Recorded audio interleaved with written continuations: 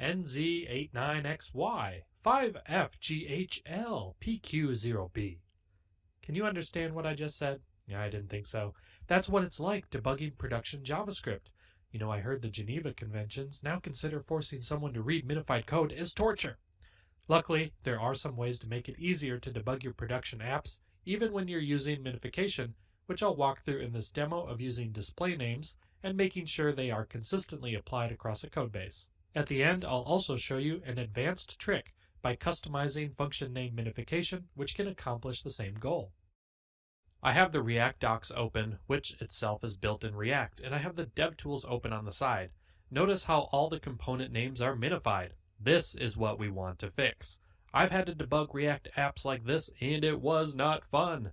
You have to go back and forth between the source code and try to correlate what you see with the tree. There are a few ways to deal with this, with different trade-offs you can consider. I'll switch over to our demo app, which I have running in production mode. As you can see, it's basically the same, but there are some components with their full names. These happen to come from the Grommet theme framework, which I'm using. The reason those names are displayed are because they are using React's built-in display name API. Here's what I mean. Notice this minified component that is the parent of this header component. If we view the source code, thanks to source maps, we can see that it's actually our app header component. Inside of VS Code, I'll add a new line right after declaring the component using the static property display name and set it to the name of the component. Now I'll just rebuild the app quickly, wait for it to complete, and then I'll refresh the component tree, and we can see that app header is there instead of the minified name. That's how the display name API works, and it helps you avoid minifying component names. Now you might look at this and nod your head. Yes, Kamran, but now I have to do this all over the place. What if I miss a component? I don't want to have to worry about that. In other words, using display names adds extra overhead. You're right. This is why I recommend using an ESLint rule that will throw an error or warn you about missing display names. Here, I'll show you. Remember, this is a Create React App Starter, and to ensure consistency across a JavaScript or TypeScript app, we typically use the ESLint tool.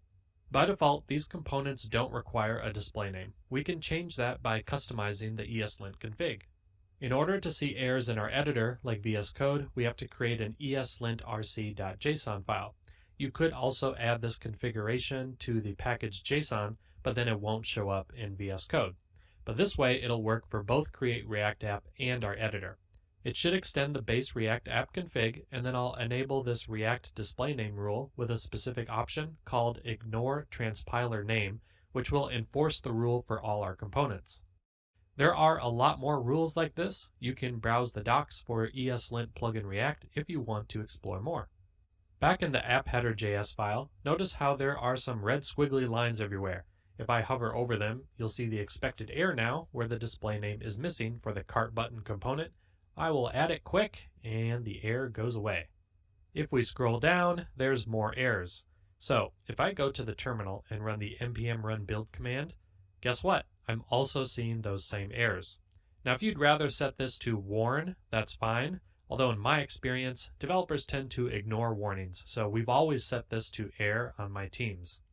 This is the most explicit approach to display names, and it will make production debugging easier, but there's overhead. Not only does it require adding display name to everything, if I rename the component to something that doesn't match, it doesn't catch this. This means when you copy-paste components or rename them, you have to be diligent about updating the string, which is a lot to ask. Could we automate this? Sort of. One alternative is to use Babel to automatically generate display names for you.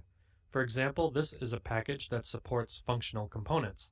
However, you can't use this with Create React App unless you eject or customize the React Scripts package using a third-party tool like React App Rewired. If you're using Next.js or another framework that allows you to customize the Babel configuration, this is definitely an option. Finally, another more advanced way is changing your build configuration to avoid minifying function names. There's a plugin called the Webpack Trsor plugin, which itself uses an npm package called Trsor that controls minification. If you can manage to access it, you would need to pass the Trsor options to set the keep_fnames property to true, or alternatively, a regular expression, like one that only matches function names starting with a capital letter, which will match any React components.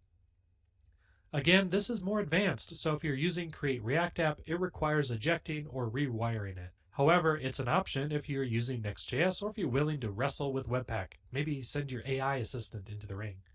The other disadvantage with this is that it will almost certainly increase your file size, so you'll want to measure with and without this. By restricting the matching, though, you'll probably get better results.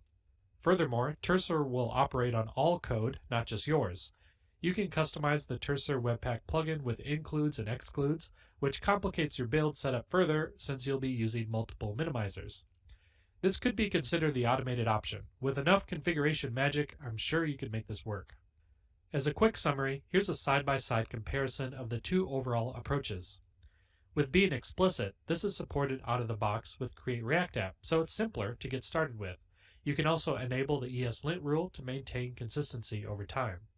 However, a major drawback is that if you have a big team, it can be hard to make sure the magic strings don't drift or get out of sync. On the other side, a fully customized config or Babel transform provides maximum flexibility. It also reduces overhead by taking care of generating the names for you or avoiding minification so you don't need to be explicit.